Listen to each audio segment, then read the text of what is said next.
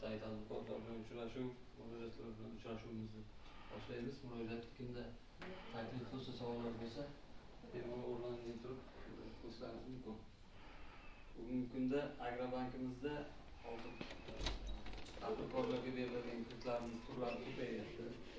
Ular ma'lumot yana qo'shimcha kredit turlari 312 kun son qarori asosida 100 million so'mgacha garovsiz, 300 million so'mgacha 100 milliondan oshgan qismiga garov bilan beriladigan kreditlar hamda jismoniy shaxslarga beriladigan kredit turlarimiz bor. Mana yil oxirlashdi. Hozirgi kunda bizda mahalla 7 ta mahalla biriktirilgan. O'sha 7 ta mahalla mijozi bo'lgan mahalladagi fuqarolarni ish bilan ta'minlash uchun beriladigan kredit turlarimiz bor.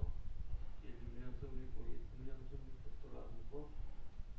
Qolaversa yana bankimizda tadbirkorlar uchun ekspress kreditimiz bor. Bu ham garov talab qilmaydigan, faqat aylanmaga 18 oyga beriladigan kredit turlarimiz bor. O'sha kreditlarimizdan maqsadli foydalanib, kelajakda o'zini bir tadbirkorligini yo'lga qo'yishda foydalanib, bankimizning imkoniyatlaridan foydalanib, tadbirkorligini yo'lga qo'yish istagida bo'lgan fuqarolar, ya'ni tadbirkorlarimiz bemalol o'sha bankimizdagi turlardan foydalanishlari mumkin.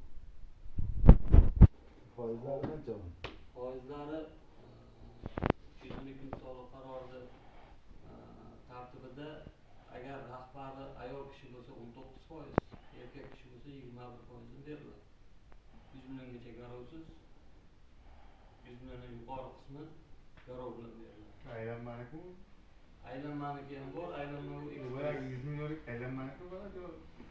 Hozir ishlab chiqarishga bo'ladi. ishlab chiqarish har qanday ishlab chiqarishga, tadbirkorlik sohasiga faqat qonunda taqiqlanmagan, ya'ni spirtnoyga, qimor vositalariga, qimor o'yinlariga berilmaydi. Qolgan hamma barcha ishlab chiqarish turlariga ajratiladi.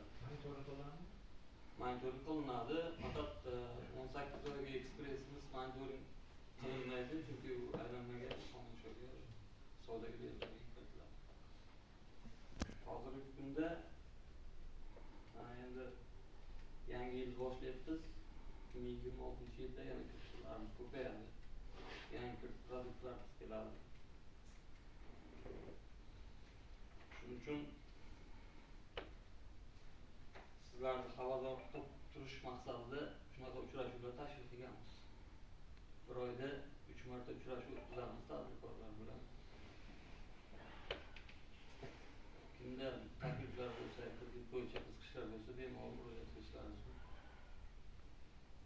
Hammalaringizga rahmat ishtirok uchun.